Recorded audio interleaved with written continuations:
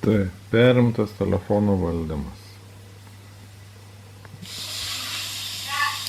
Va, matom suprogramuotą kažkokį sukčių reikalą. Paspaudžiam, čia užeinam kažkoks neaiškus tinklapis ir man iš karto telefoną bliūrina, reiškia jisai yra kažkoks tai irgi paveiktas kažkokios kenkėjiškos programos. Paskolos, neaišku, kas bus, jeigu dar toliau aš užeisiu. Ten matyti jau kažkur išeis nuoroda, paspaudus kažkokios pievos, kad tipo aš kažką kažkur siunčiu. Tai aišku, mes toliau neinam ir be reikalo, iš karto yra matoma, kad...